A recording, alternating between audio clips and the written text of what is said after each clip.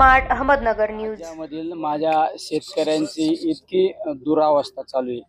आज कांद्याला हमी भाव नाही. कांद्याला कधी कधी सांगितलं जातं की आज कांद्याला बाजार भाव वाढून दिले. ही परिस्थिती. आमचं मागणं एकच आहे, कांदा असो, कपाशी असो, सोयाबीन असो, आम्हाला हमी भाव मिळाला पाहिजे. आणि त्याचबरोबरीने शेतकऱ्यांच्या निगडीत जो व्यवसाय आहे तो म्हणजे आमचा दुधाचा व्यवसाय शेतकऱ्यांचा आहे.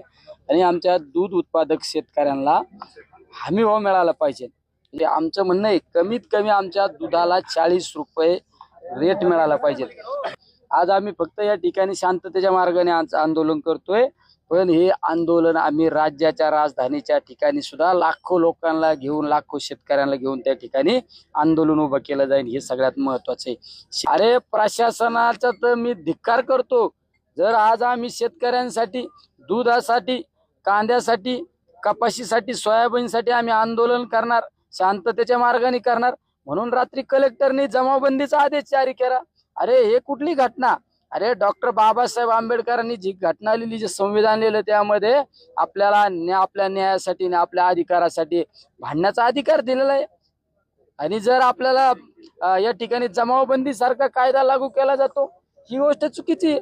म्हणजे प्रशासनाने सुद्धा किती दबावापोटी प्रशासनाचं काम चालू आहे हे सुद्धा पाहायला मिळतं. आम्ही 4 तास झाले आम्ही या ठिकाणी, अनेक जिल्ह्यातले शेतकरी या ठिकाणी उपस्थित आहे, पण प्रशासनातला कुठला माणूस सुद्धा या ठिकाणी, अधिकारी सुद्धा या ठिकाणी भेट देण्यासाठी आला नाही.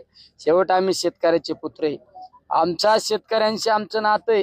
आमचा शेतकरी सुखी झाला पाहिजे या भावनेतून आम्ही या ठिकाणी बसलोय.